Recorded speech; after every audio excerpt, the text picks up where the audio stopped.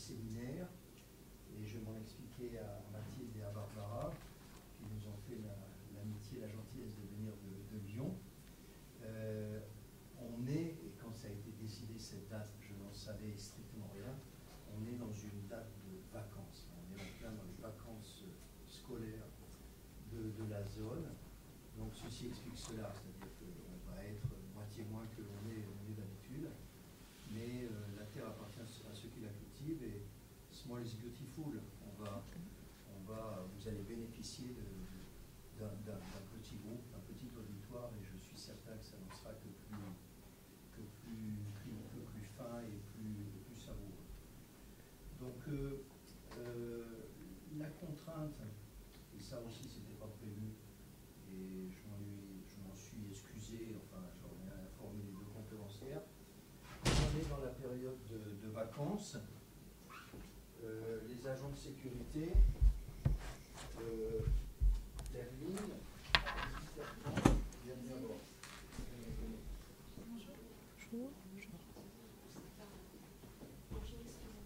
Donc les agents de sécurité finissent pendant les périodes de vacances à 18h30.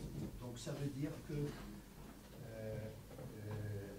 je vous ai demandé tout à l'heure qu'on ne finisse pas, vous avez tout de suite réagi comme moi en disant que vous n'avez pas question, qu'on ne finisse pas sur vous finissez votre exposé et puis hop, tout le monde rentre chez soi. C'est pas pensable qu'on finisse avec autre chose qu'un temps d'échange, évidemment. Donc j'espère que vous n'allez pas devoir être chirurgical avec ce que vous aviez prémédité. J'espère vraiment pas. Cela dit, la session de rattrapage, étant donné que c'est filmé et que donc vous aurez aussi la possibilité de me refiler vos diapositives. Moi, je mets ça vraiment très au propre sur la petite chaîne YouTube du séminaire, parce qu'il y a des gens, ça paraît un peu mégalo de le dire comme ça, mais c'est la stricte vérité, il y a des gens du monde entier qui regardent ça. Bon, c'est comme ça. Donc, je me fais aussi vos mails parce que vous n'êtes pas à l'abri d'avoir des retours d'un collègue de Dakar ou de Kyoto, je pèse mes mots parce que je pense à quelqu'un de précis, j'ai un visage précis pour Kyoto et un autre pour Dakar. Et voilà. Donc, Mathilde, elle est docteur en psychologie, elle est chercheur associée dans le laboratoire du CRPPC, où Barbara est maître de conférence HDR, donc un laboratoire où nous ici on a l'habitude d'avoir pas mal d'échanges, parce que soyons pragmatiques, il reste peut-être 3 ou 4 laboratoires de psychologie clinique en France où on s'intéresse encore à la psychopathologie psychodynamique, pour ne pas dire psychanalytique, et Lyon 2 fait partie des rescapés, si je peux le dire comme ça. Bon, ça n'enlève rien à la tonicité, au dynamisme justement des poches de résistance. Mais c'est vrai que l'état des lieux est ainsi, et je crois qu'il y a plus intérêt à le reconnaître et à faire avec, et en tirer les conséquences plutôt que le dénier.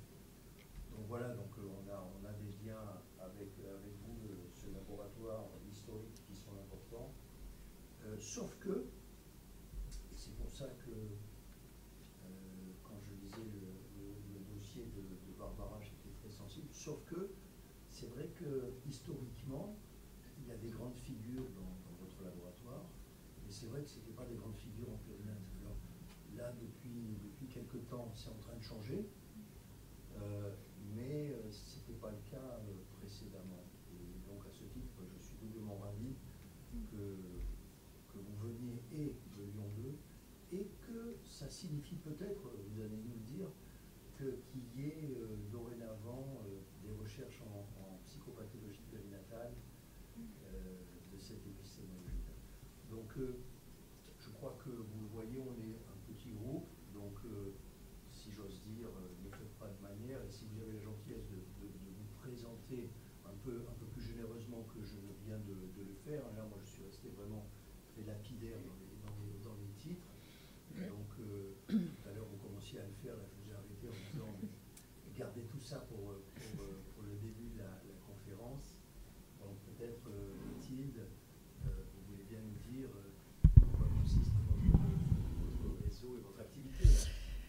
Alors effectivement, je suis psychologue clinicienne, docteur en psychopathologie clinique et je dirige un réseau ville-hôpital de prise en charge des troubles de la parentalité et du bébé qui se situe à Saint-Étienne dans la Loire. Voilà, donc c'est un réseau enfin, j'ai cette pratique depuis 20 ans, je suis à la direction de ce réseau depuis 5 ans. Et dans le cadre de ma pratique dans le réseau, j'ai eu 10 années de pratique en maternité. Et c'est à l'issue de cette clinique-là qu'est venue l'idée de faire une recherche sur l'hyper-MS gravidique, puisque quand on a une pratique en maternité, on est confronté à ces troubles-là et rapidement confronté aussi à l'absence de théorie voilà, sur cette thématique.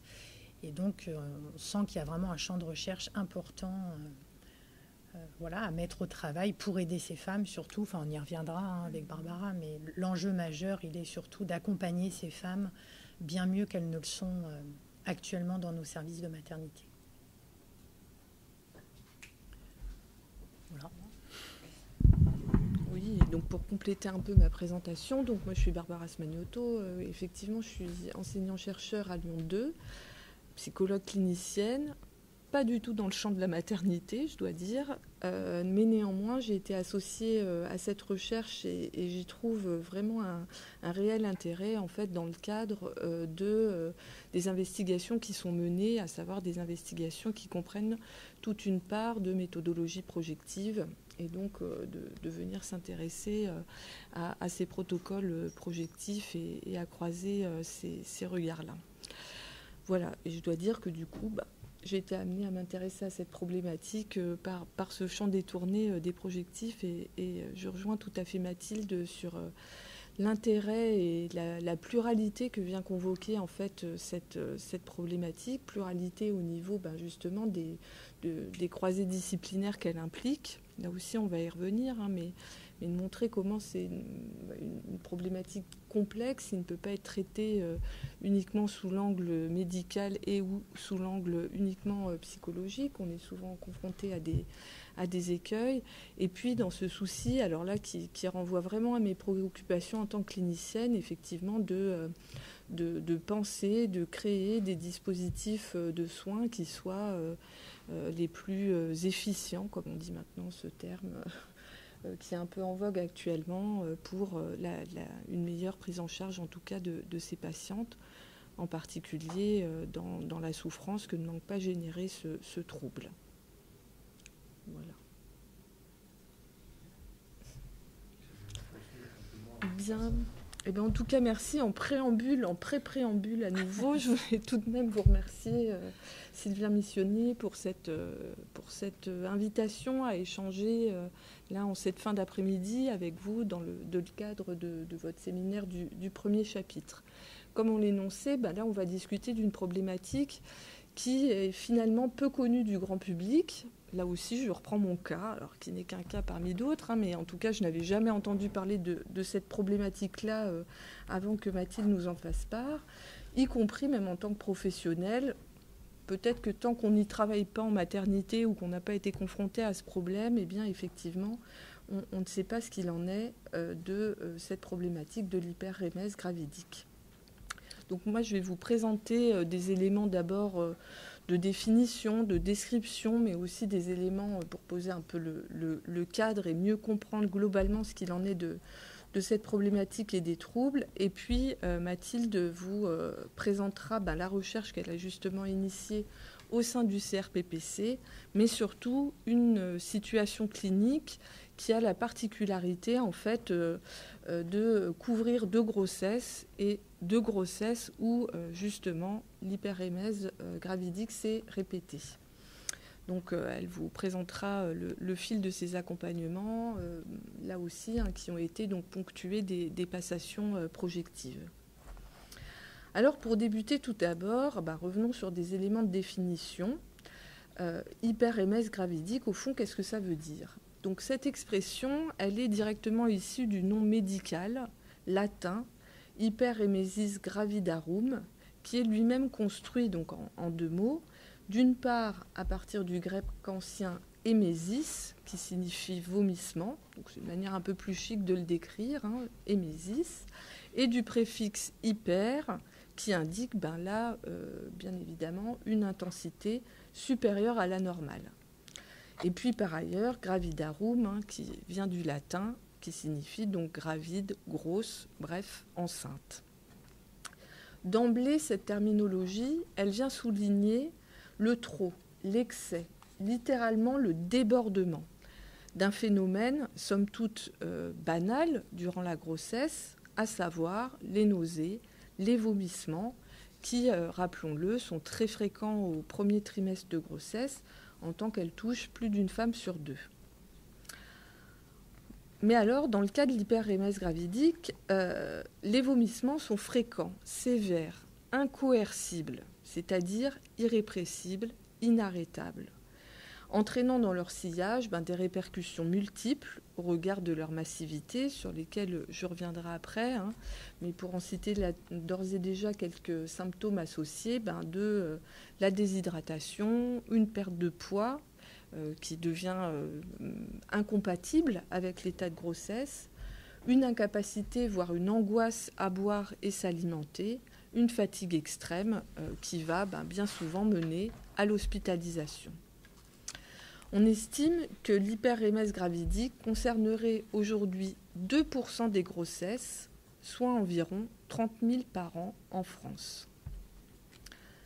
Du point de vue historique, tout d'abord, cette pathologie, elle n'est pas nouvelle, elle n'est pas récente. Au contraire, elle est connue depuis fort longtemps, puisqu'elle semble avoir déjà été décrite 2000 ans avant Jésus-Christ dans des papyrus. En tout cas, on en retrouve des traces dans ces documentations antiques.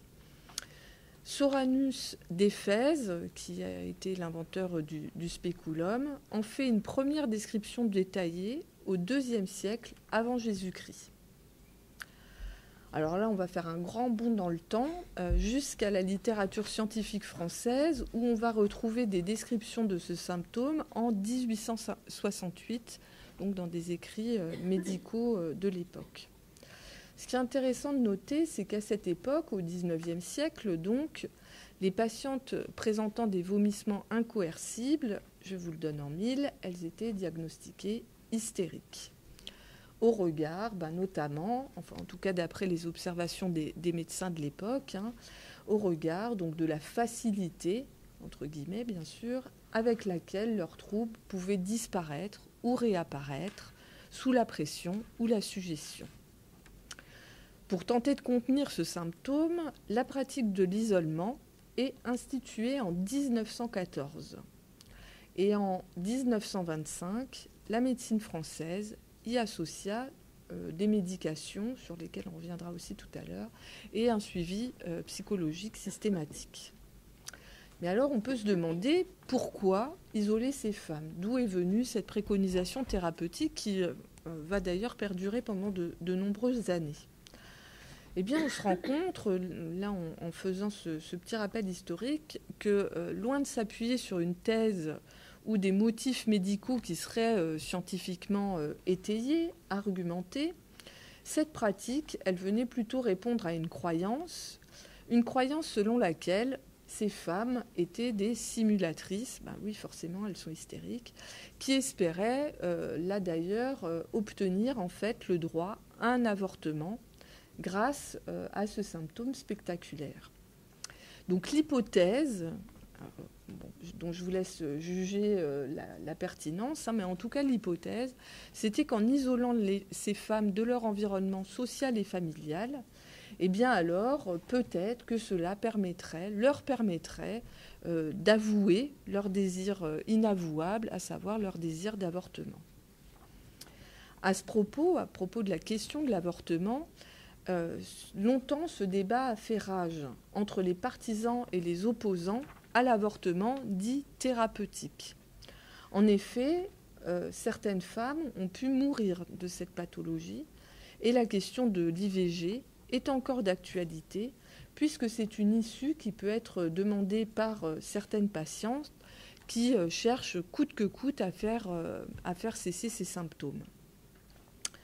Une étude anglo-saxonne qui a été menée en 2021, donc assez récente, sur une très large cohorte de 5000 femmes souffrant d'hyperémèse gravidique, a montré que 4,9% d'entre elles ont interrompu leur grossesse, tandis que 52,1% l'ont envisagé.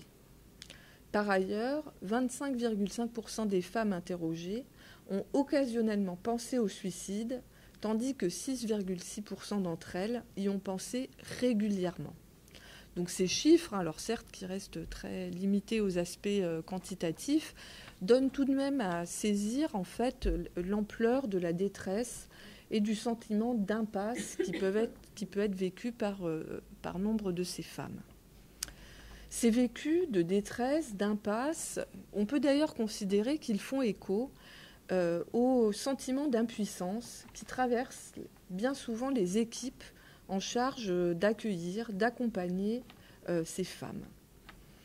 Si les pratiques d'isolement et de maintien dans l'obscurité du début du XXe siècle ont disparu des prises en charge actuelles, on se rend compte qu'il se poursuit une logique de mise à distance, d'effacement, voire d'éviction radicale qui, là, se repère en fait plutôt dans les contre-attitudes et les discours négatifs des soignants à l'égard de ces patientes.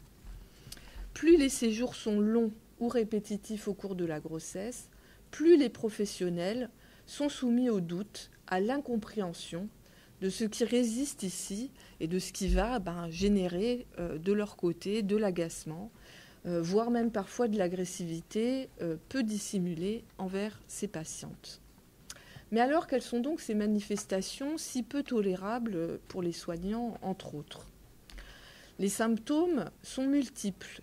Et d'ailleurs, on va considérer que plus ils sont diversifiés, plus l'hyperémèse va être considérée comme sévère. Je vous cite ici les principaux symptômes retenus par les professionnels. Donc bien sûr, les vomissements incoercibles pouvant aller jusqu'à 50 fois par jour. Je vous laisse un peu projeter ce que ça peut représenter. Une perte de poids d'au moins 5% du poids de départ total. Une déshydratation importante. Un état de cétose qui va être peu à peu causé par la malnutrition qui en découle. Tous ces symptômes, bien évidemment, ils vont être propices à provoquer une fatigue extrême qui peut, par voie de conséquence, engager des troubles neurologiques. Au-delà de ces symptômes significatifs, criants même, il y a nombre de signes qui sont associés, qui sont rapportés par les patientes, qui ne sont pas forcément pris en compte en tant que tels, et que je vous cite là pêle-mêle, et dont on saisit bien qu'ils sont en lien avec la répétition des vomissements. Donc on peut citer ici des douleurs abdominales, des maux de tête, des migraines, une soif extrême, persistante, une hypersalivation qui va être concomitante à l'incapacité d'avaler sa salive, des troubles du sommeil, de la fièvre, des malaises, voire des pertes de connaissance, une forte détresse psychologique qui peut aller jusqu'aux pensées suicidaires, comme l'a bien montré la recherche anglaise que j'évoquais tout à l'heure, une incapacité partielle ou totale à effectuer les tâches banales du quotidien.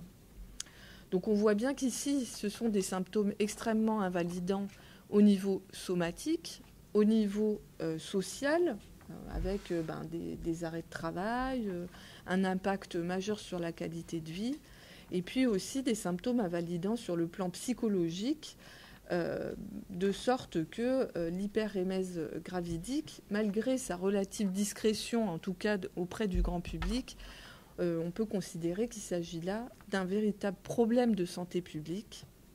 Et c'est d'ailleurs la première cause d'hospitalisation au premier trimestre de grossesse. Dans le même temps, à ce jour, il n'existe toujours pas de protocole de prise en charge, de protocole médical consensuel et surtout véritablement efficient pour la prise en charge. Alors il y a tout un tas de dispositifs qui ont pu être expérimentés, là aussi plus ou moins étayés sur des arguments ou des motifs réellement scientifiques. suivi ambulatoire ou hospitalisation, des solutions pharmacologiques qui ont été testées, telles que l'administration de vitamine B6 ou d'antagonistes dopaminergiques ou sérotoninergiques, ou encore la prescription de médecine un peu plutôt parallèle avec de l'acupuncture, du gingembre, de l'aromathérapie, de l'hypnose. Enfin, vous voyez qu'on a un petit peu testé tout et peut-être un peu des fois n'importe quoi. Mais en tout cas, l'hyperémèse gravidique, eh bien, elle semble résistante à ces propositions de traitement, pourtant extrêmement divers. Alors, quid de quelques éléments de compréhension ? Là aussi, on est contraint à aller naviguer dans différents champs, que ce soit le champ sociologique, médical et bien sûr psychiatrique et psychodynamique. Au niveau des caractéristiques sociodémographiques, eh bien, il y a eu quelques caractéristiques qui ont été repérées, alors sans que ce soit des caractéristiques vraiment prototypiques. On peut citer des antécédents familiaux ou personnels, le jeune âge de la femme enceinte, un indice de masse corporelle inférieur à 18,5 kg par... Je ne sais pas comment on le dit, inférieur à 18,5, soit un état de maigreur, voilà, comme ça met tout le monde d'accord, une situation de grossesse gémellaire, un manque de support et de soutien social, et enfin, un contexte migratoire. Cette dernière caractéristique, elle est d'ailleurs particulièrement prégnante dans les cas de femmes qui ont pu être rencontrées dans le cadre de cette recherche. Et c'est d'ailleurs le cas de la patiente que tu vas présenter, enfin secondairement, je veux dire. À la suite des observations de Dayan et de ses collaborateurs, on peut ajouter que l'hyperémèse gravidique est finalement un phénomène typiquement humain. Et ça aussi, c'est assez particulier. Ce n'est pas un phénomène qui va être rencontré chez les autres mammifères, chez aucun autre animal d'ailleurs, ce qui écarte d'emblée finalement une appréhension assez essentialiste du trouble.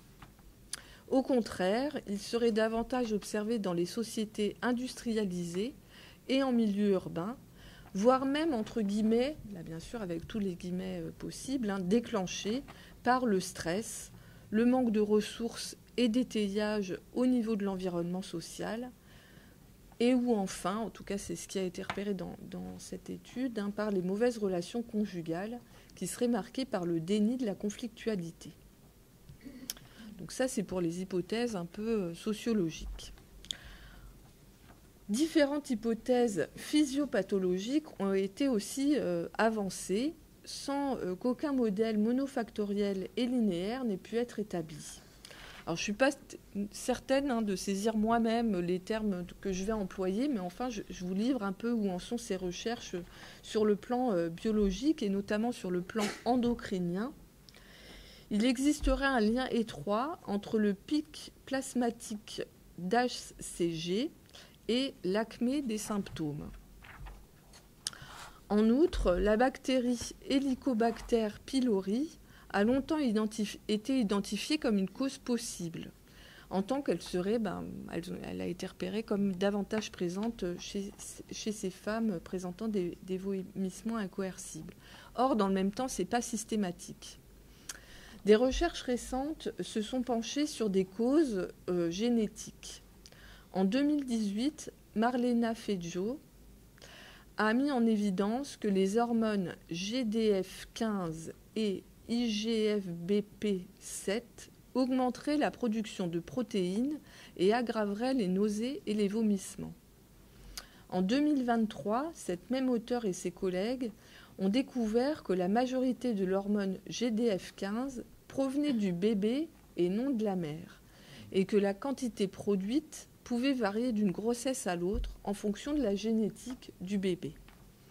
Cependant, à ce jour, en tout cas en l'état de leur recherche, ces auteurs ne sont pas en mesure d'identifier le rôle exact de la protéine pendant la grossesse et donc son rôle exact dans le déclenchement de cette pathologie. Donc vraiment, ces détours paraissent importants et montrent bien que les recherches sur cette problématique, elles se situent nécessairement à la croisée de plusieurs disciplines. Au niveau des hypothèses psychiatriques, aucune corrélation n'a été établie avec la psychose chronique ou les troubles bipolaires. En revanche, l'hyperrémèse gravidique pourrait être associée à des symptômes anxio-dépressifs. Alors là, par rapport à cette hypothèse-là, on peut se demander si au fond, ces symptômes dépressifs sont réactionnels à l'hyperrémèse ou si au contraire, il existerait une vulnérabilité psychologique préexistante et propice à l'instauration du trouble.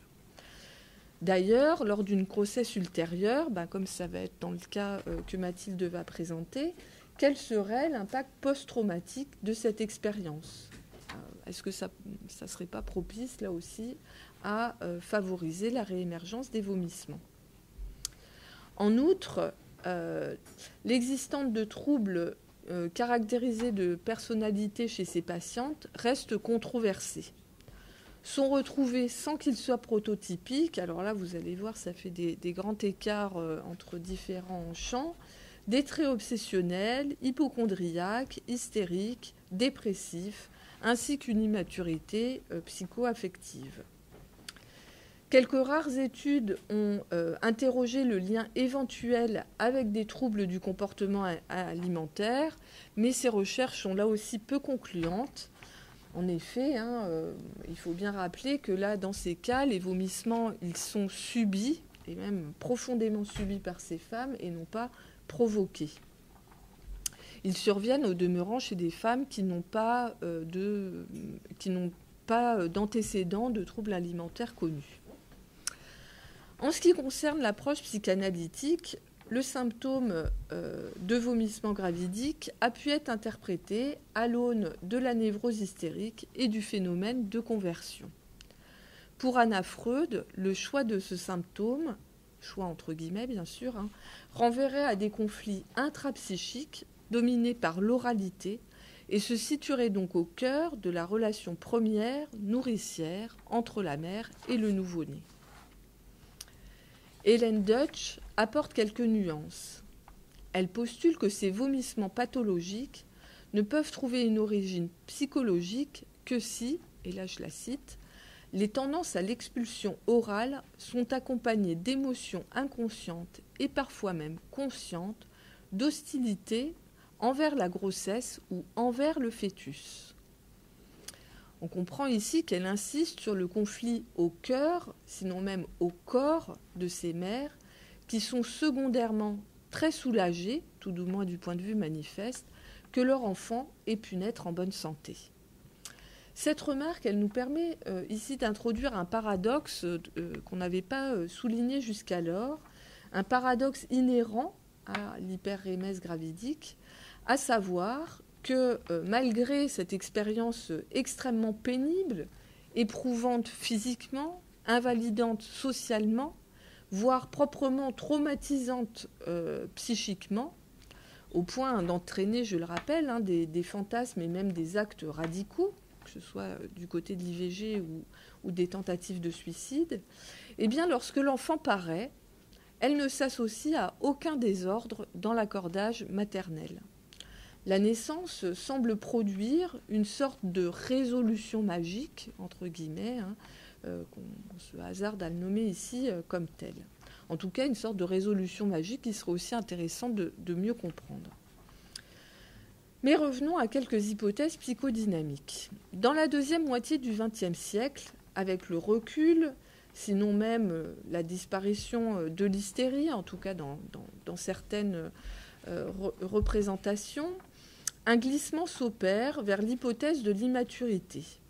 Une hypothèse dont on appréciera toujours le potentiel très péjoratif à l'égard du vécu subjectif de ces femmes. Ainsi, elles sont décrites, et là je vous parle quand même d'une recherche qui date des années 2000, comme des femmes infantiles, fragiles psychologiquement, issues de milieux défavorisés, peu cultivés. On appréciera tous ces éléments descriptifs. En parallèle ou non à cette hypothèse, là aussi je vous laisse en juger, à la fin du XXe siècle, la question de la migration entre en scène, rejoignant ainsi les observations sociodémographiques au demeurant. À propos de la récurrence de cette problématique chez des femmes de population immigrée, Marie-Rose Moreau rappelle que la migration impose aux femmes enceintes un travail psychique plus complexe, au regard de l'absence d'enveloppe familiale, culturelle, et donc de la plus grande solitude que cette situation implique. Au regard de ces quelques apports, à la fois multiples, nécessairement plurifactoriels et dans le même temps seulement partiels, il apparaît que les théories purement biologiques, tout comme celles purement psychiques, se confrontent à des impasses. Nous relèverons que globalement, les aspects pathologiques et dynamiques sous-tendus par l'hyperémèse gravidique sont peu étudiés, tout comme les dimensions subjectives et surtout intrasubjectives de la femme enceinte aux prises avec ces symptômes. C'est donc précisément l'objet de la recherche impulsée par ma collègue Mathilde Dublino, à laquelle je passe maintenant la parole. Merci Barbara. Donc je vous ai déjà parlé du contexte dans lequel j'avais ma pratique clinique. C'est effectivement à partir d'une pratique en maternité que l'idée d'une recherche s'est engagée. Et l'idée était de mieux comprendre cette problématique, à la fois évidemment d'un point de vue intrapsychique et psychodynamique, mais en articulation avec les regards croisés de médecins gynécologues, de psychiatres et de professionnels du soin. J'avais en tête que le croisement de ces regards nous permettrait probablement d'appréhender ces femmes dans leur globalité de fonctionnement, et que la littérature scientifique actuellement n'aborde cette problématique qu'à partir d'un seul regard, d'un seul champ. Et ça me semble intéressant de pouvoir croiser les regards. Donc le projet, il est celui-là.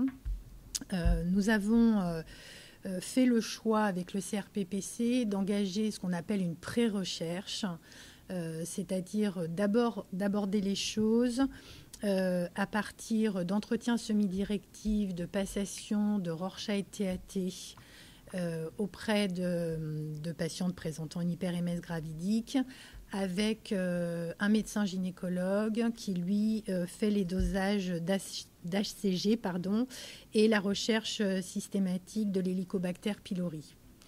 À partir de cette pré-recherche, elle a pour objectif pour nous de formuler les premières hypothèses qui nous permettront de demander des financements et de pouvoir avoir une recherche beaucoup plus importante et massive. On sait que l'importance du nombre de patientes va être aussi va être important pour pouvoir vraiment se pencher sur la question. Et après, on souhaite rallier avec nous des équipes plus larges sur le plan médical.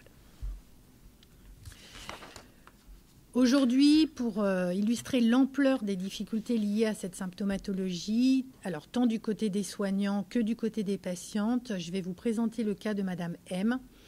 Et c'est le cas qui est à l'origine, pour moi, de la mise en place de cette recherche et de l'envie de faire une recherche. Vous allez voir comment j'ai ramé. Donc, Madame M est rencontrée une première fois par la psychologue stagiaire sur la demande de l'équipe de la maternité, car elle est hospitalisée pour des vomissements incoercibles. Celle-ci, la psychologue stagiaire, note sur le dossier que la patiente n'arrive pas à comprendre son état psychologique, qu'elle dit avoir peur, sans savoir vraiment pourquoi, et avoir des idées noires. Elle lui propose de la revoir quelques jours plus tard, mais la patiente sortira de la maternité avant le rendez-vous fixé. Le lendemain de son départ, la cadre de la maternité interrompt une réunion à laquelle j'assiste pour me demander de la rejoindre en urgence. Elle m'explique que Madame M, que je ne connais pas, est revenue ce matin alors qu'elle était sortie la veille et qu'elle va très mal.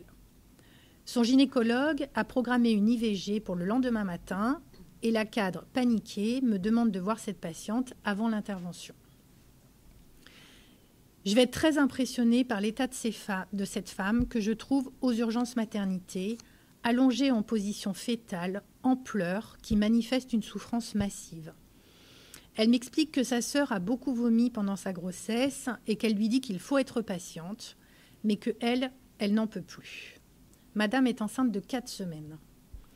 Elle verbalise « J'ai l'impression que mon corps ne m'appartient plus ». Elle précise qu'il s'agit d'une grossesse désirée avec son mari et elle associe en me disant qu'elle ne sait pas où il est. Il est chauffeur routier et elle ne peut pas le joindre car elle n'a pas son téléphone avec elle. Elle poursuit en disant « Je savais que ça allait mal se passer. Je ne supporte pas d'être malade, donc je savais que ça allait être dur pour moi. J'ai peur que ça dure jusqu'à la fin.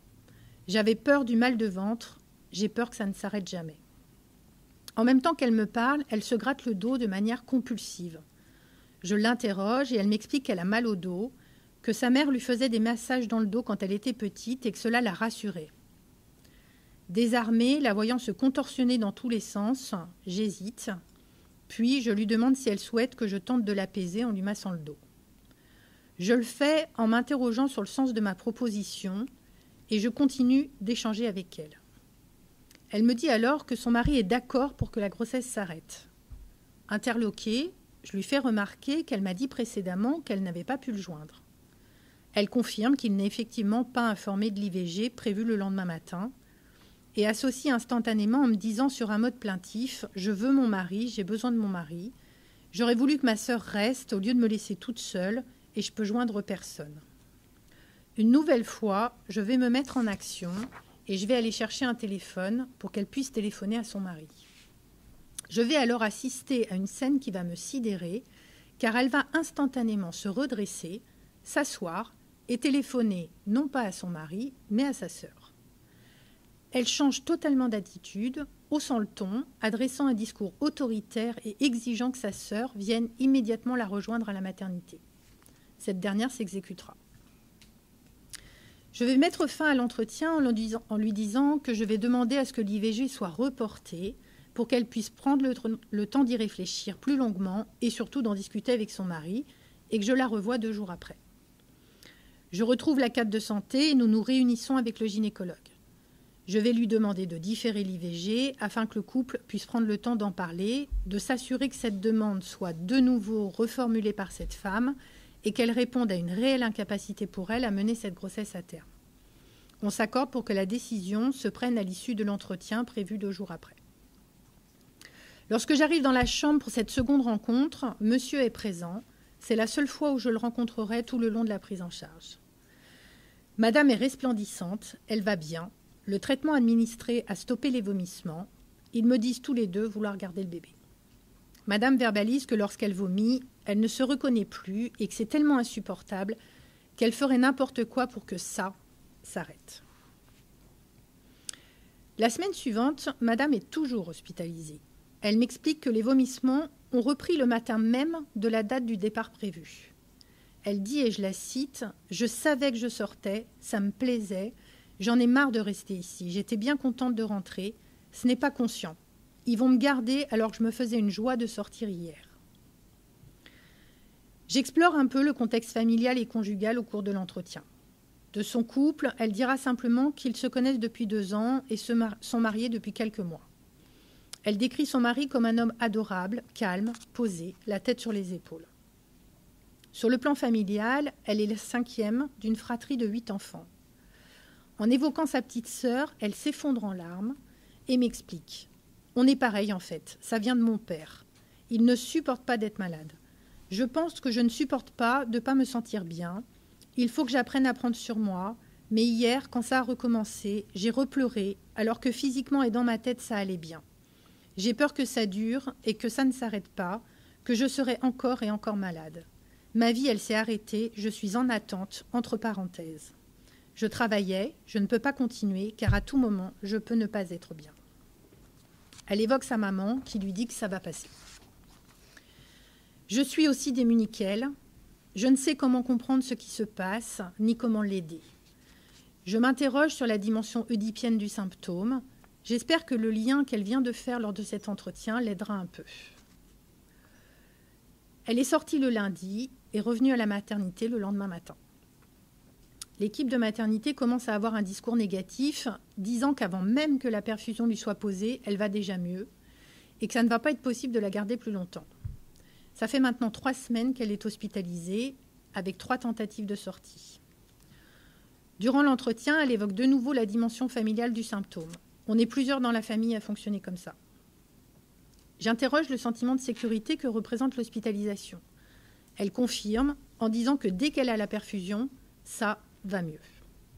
Puis, elle évoque qu'elle a des idées suicidaires, que c'est la première fois qu'elle a ce type de pensée. Sa famille ne comprend pas, elle me dit qu'ils sont fatigués par la situation, que son mari est complètement dépassé et qu'elle culpabilise. Elle évoque un cauchemar dans lequel sa sœur se fait assassiner devant elle. Dès que j'essaye de la faire associer, elle répond « je ne sais pas ». J'interroge les angoisses de mort, je lui demande s'il y a eu des traumatismes dans la famille. Elle m'explique que sa mère a perdu son premier enfant de mort subite du nourrisson, une petite fille de 3 mois, avant de venir en France. Les parents sont venus d'Algérie. Face aux idées suicidaires et au mal-être réel de cette femme, dépassée comme le mari, je lui propose de rencontrer le psychiatre de la maternité. Quelques jours après, l'équipe me demande de venir en urgence car la patiente n'arrête pas de pleurer, qu'elle va mal et qu'elle demande à me voir. Quand j'arrive dans la chambre, elle a le sourire. Elle me raconte qu'elle a pleuré et vomi dans la nuit sans savoir pourquoi et qu'elle a pleuré jusqu'à ce que sa sœur arrive dans l'après-midi. Elle se sent triste, en a ras-le-bol et verbalise qu'elle a l'impression de ne rien contrôler. Depuis la venue de sa sœur, elle se sent mieux, expliquant « On a bien parlé avec ma sœur et ça m'a apaisée.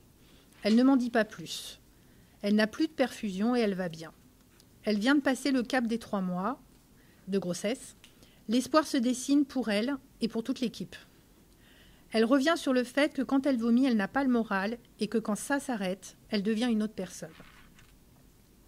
Le psychiatre passera le soir même et rencontrera le couple. Il note sur le dossier que la patiente n'a pas d'antécédents psychiatriques ni de troubles anxieux, que la grossesse est désirée par le couple et que la patiente a du mal à accepter le changement corporel lié à la grossesse. Il pointe une incompréhension de l'entourage familial. Il préconise relaxation, piscine, laroxyle et poursuite des entretiens psy. Le soir même de la venue du psychiatre, Madame vomit de nouveau avec une augmentation des angoisses ainsi que des pleurs massifs. Le lendemain matin, elle demande de nouveau l'arrêt de la grossesse, expliquant qu'elle n'arrive plus à gérer. Le gynécologue prescrit la remise sous perfusion.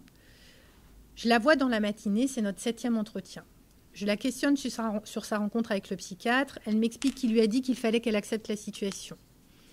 Elle évoque la dégradation de son état dès qu'elle se réalimente et le fait qu'elle n'est bien qu'avec la perfusion. On parle du bébé qu'elle ne sent pas encore bouger et elle exprime qu'elle a du mal à se sentir enceinte.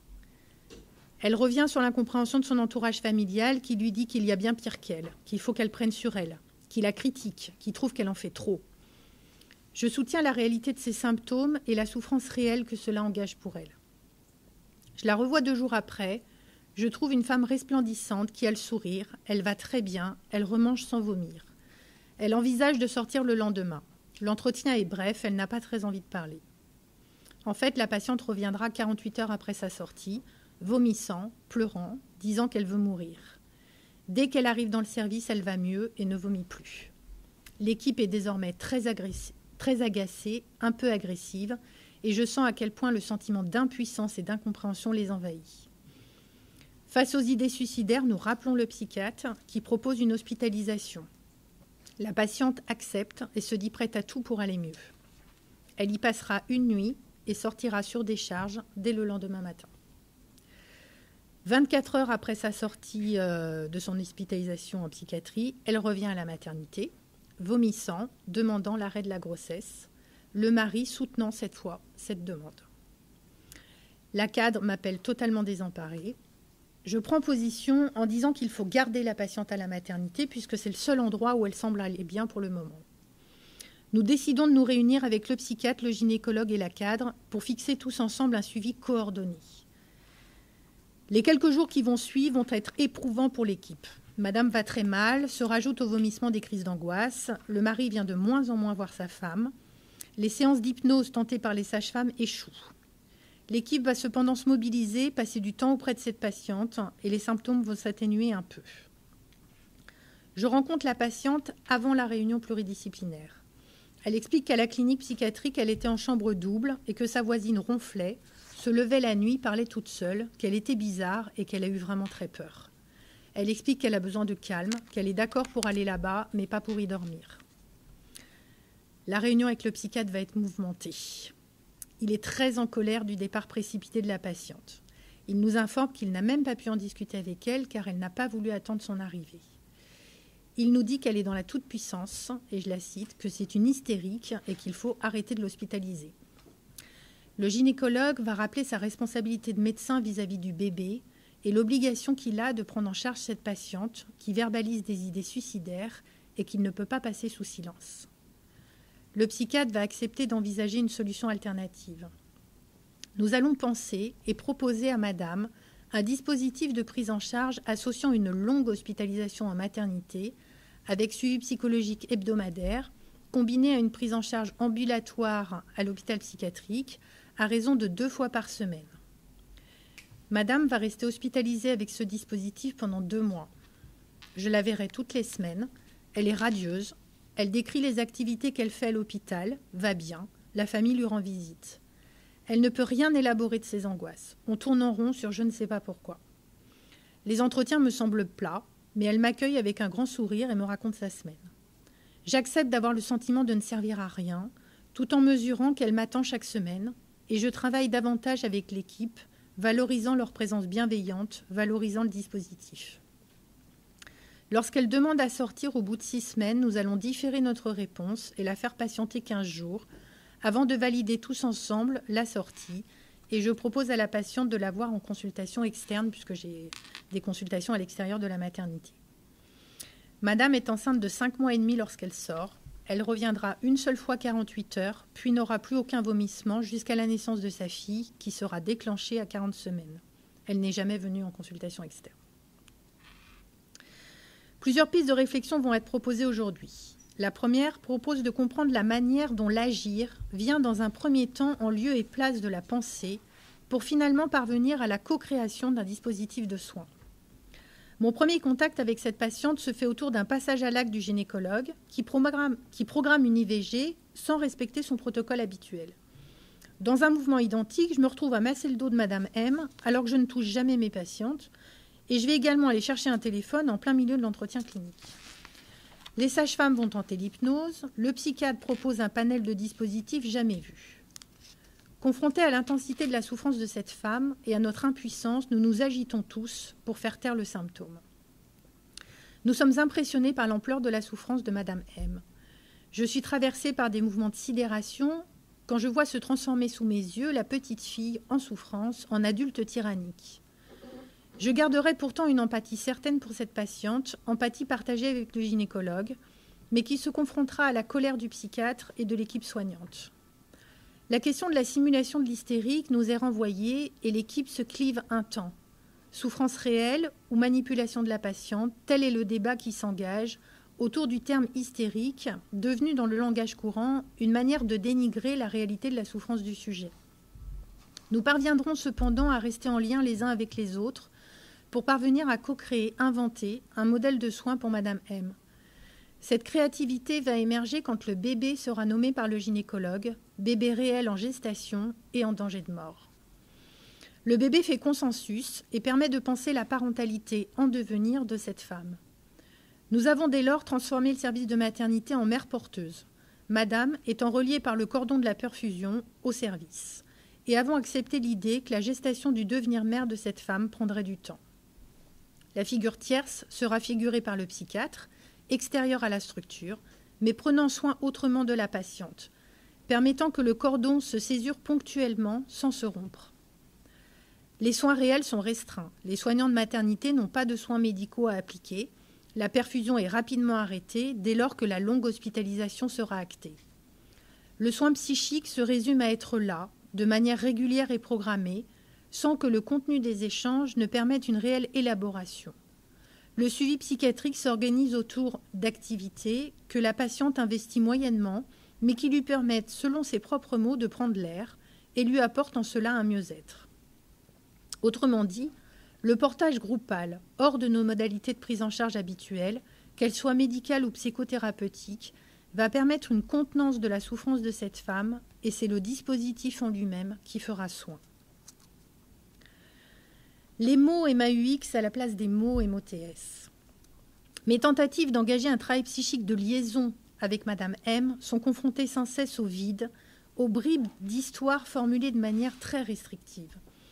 Les entretiens se centrent sur l'état émotionnel de Madame, alternant entre l'envahissement d'un mal-être massif lorsque le symptôme est présent, ne permettant pas l'élaboration des mouvements psychiques, ou à l'inverse, un sentiment de bien-être, rendant inexplicables et incompréhensibles les angoisses précédentes, et semblant alors inaccessible à la conscience de cette jeune femme.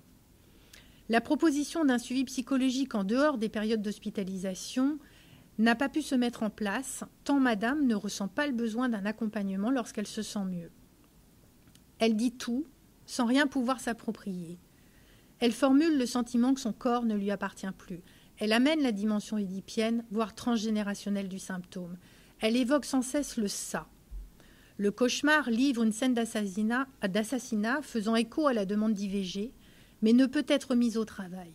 Sa pensée est soumise à un présent absolu, sans mémoire et sans lendemain. Nous nous arrêterons sur ce « ça » qu'elle verbalise. Il faut que ça s'arrête. Ça va mieux. Ce « ça » dont elle perçoit la dimension inconsciente, le « ça » qui se déchaîne et l'effondre. Ce « ça » qu'elle n'est pas en mesure de se représenter, de lier à des représentations. Elle verbalise sans cesse que ce sont les vomissements qui déclenchent ces angoisses, entravant ainsi la possibilité d'élaborer l'angoisse initiant le symptôme. La plainte somatique bruyante vient faire écran. On aurait affaire à une insuffisance du moi à endiguer les pulsions. L'encadrement psychique n'étant pas suffisant, le moi se trouve rétréci ou disloqué, en même temps que les pulsions de mort se déversent sous forme de déliaison, plus précisément ici sous la forme de cette désorganisation somatique. Soit un théâtre du corps, selon la terminologie de Joyce McDougall. Selon cet analyste, en effet, l'expression psychosomatique se comprend comme une impossibilité de traiter psychiquement, c'est-à-dire par la voie représentative, une surcharge d'excitation pulsionnelle. De ce fait, les souffrances et affects s'avèrent somatisés en lieu et place d'une expression psychique et affective ajustée à ce que vit ou revit le sujet. Ici, l'expérience de la grossesse. Joyce McDougall précise encore que sans ce fond de détresse psychologique primitif, les éléments fantasmatiques de la sexualité infantile prégénitale auraient pu être utilisés pour créer des symptômes hystériques à la place des éclosions somatiques. Ce qui conduit cette autrice à parler d'hystérie archaïque pour décrire la problématique d'ordre primitive, sous-jacente et qui concerne la difficulté du sujet à se constituer comme sujet bien différencié de l'objet maternel. Marina Papageorgiou souligne combien cela impose, et je la cite, une vigilance quant à la menace pour l'intégrité narcissique de ces patients dont la vulnérabilité somatopsychique est liée à l'absence de barrières défensives prégénitales, malgré l'existence d'aménagements oedipiens hétérosexuels et homosexuels superposés. Or, nous savons avec vous, Monsieur Missonnier, que la finalité fonctionnelle de la gestation psychique, contenance et interaction avec l'enfant à venir, n'est possible qu'au prix d'une renégociation du narcissisme primaire maternel, dont l'embryon est au départ le dépositaire. Pour Blasi, cela signifie que certaines femmes, parce que lorsqu'elles étaient elles-mêmes bébés, n'ont pas pu intégrer des soins maternels sécurisants prodigués par leur propre mère, parce qu'elles ont eu des expériences carentielles précoces, n'ont pas pu se constituer un bon objet interne. Ces femmes, lorsqu'elles sont enceintes, alors même qu'elles ont désiré parfois ardemment ce bébé, peuvent ressentir leur fœtus comme menaçant, persécuteur, car il est au début de la grossesse l'incarnation de cet objet interne. L'excitation engendrée par la présence du fœtus atteint une telle intensité que le par-excitation, barrière entre le dedans et le dehors, est débordé. L'excitation ne parvient pas à être métabolisée par l'appareil psychique et on assiste à l'émergence du trouble psychosomatique. Or, lors des vomissements, il y a aussi passage du dedans au dehors, une projection à l'extérieur, une excorporation de ce que ces femmes n'arrivent pas à intérioriser. Leur devenir de mère en ce que ces femmes n'arrivent pas à intérioriser, leur devenir de mère en gestation. L'absence d'enveloppe contre l'angoisse est testée de façon répétée. ce qui correspond bien à la répétition des vomissements. La répétition de l'expérience symptomatique douloureuse vise à la maîtrise rétroactive de l'excitation et court-circuite l'élaboration. Pour dépasser la projection du conflit au dehors, ces femmes doivent alors s'appuyer sur un contenant externe, leur mère ou toute personne ou cadre thérapeutique ayant une fonction maternelle substitutive qui va leur permettre d'élaborer autour de cette grossesse, de réinjecter du pensable au-dedans. C'est bien ce que nous a montré également la clinique de Madame M, laquelle nous incite désormais à repenser le rôle de l'acte, action, agir du clinicien dans la relation psychothérapeutique. Vous avez également, Monsieur Missonnier, proposé une vignette clinique en 1995 que vous aviez intitulée « Vomir dehors pour naître dedans », démontrant aussi la valeur d'un accompagnement psychothérapeutique. La femme enceinte présente des caractéristiques psychiques spécifiques explorées par de nombreux auteurs. Winnicott décrit la préoccupation maternelle primaire en termes de folie normale de la mère. Bydlowski propose le concept de transparence psychique pour modéliser les spécificités du psychisme maternel pendant la grossesse. Ces observations viennent interroger cette frontière entre le normal et le pathologique dans cette période de vie, cette période de transition de la femme à la mère.